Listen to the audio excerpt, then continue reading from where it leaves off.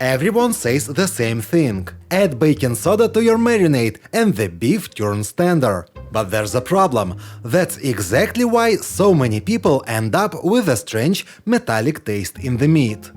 Today I'll show you a way to get tender beef without that off taste.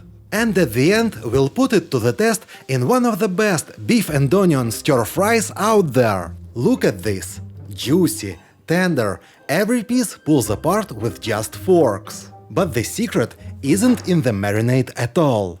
Let's start. Almost any cheap cut of beef works for this method. Today I've got chuck, about 500 grams. And there's a mistake people make even before the soda. They slice it too thin. It seems logical. Thinner meat, more tender meat. But in the pan it just falls apart and dries out. So I cut mine a little thicker, about like this. Here's where it gets interesting. This is where most people go wrong. They add soda straight into the marinade, then cook everything together with it, and they end up with that same metallic bite. Instead, we'll do something different. For this much meat, 1 teaspoon of baking soda is enough.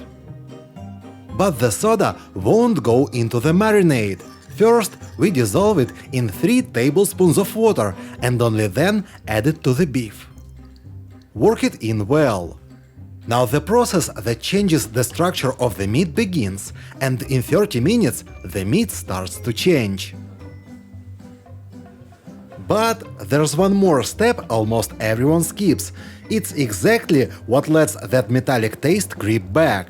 Hold on, I'll show you. When you check it 30 minutes later, the liquid is almost completely gone. The meat soaked it all up. And now what most recipes simply don't show. We always rinse the beef, a few times in cold water. That's how we wash out the leftover soda, and that's what separates tender meat from meat with a chemical taste. After rinsing, squeeze out as much water as you can. And dry it well.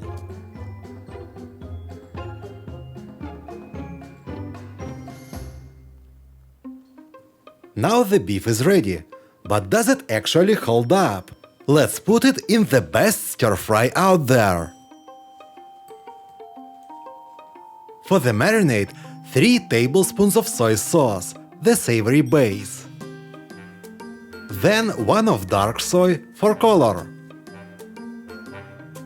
A tablespoon of oyster sauce for depth. A tablespoon of sugar to balance the salt. A tablespoon of cornstarch to keep it juicy. 3 tablespoons of oil so nothing sticks. And a few drops of sesame oil just for the aroma. Now mix it all together.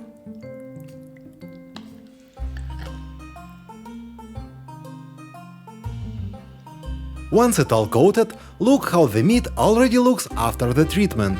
It's firmer now, and the cornstarch has one more job. Remember this moment, it comes back a little later. Now let's heat some oil in the pan. We are using 2, a regular yellow onion and some green onion. Cut the yellow one into thick half moons. Then break them into separate petals, so they cook evenly and keep some bite. The green onion gets cut into short batons, about 3 centimeters, the classic stir-fry length. And the white parts split down the middle go in too. That's where most of the flavor sits. Fry it all only to a light golden color. Don't overdo it. And there's a reason for that. Overcook the onion now, and by the end it turns to mush. So take it out of the pan. On to the main event. The pan is very hot. In goes the beef. Listen to that sound. That's what tells you it's frying, not steaming. And here's where it goes wrong again. You'll want to keep stirring. Don't let the meat catch. Build a crust. Only then turn it.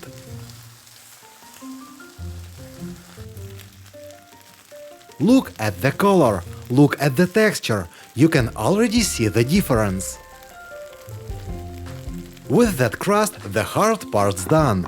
Time to bring it all together. Add 3 cloves of garlic and bring the onion back. And now the part that surprises a lot of people. I add a splash of water, not sauce, water. Remember the cornstarch in the marinade. It's already on the surface of the meat. And when the water hits the pan, it turns into a light, glossy sauce. No extra thickeners, no fuss. All that's left is to round out the flavor. A little soy sauce, a little Worcestershire, black pepper and salt.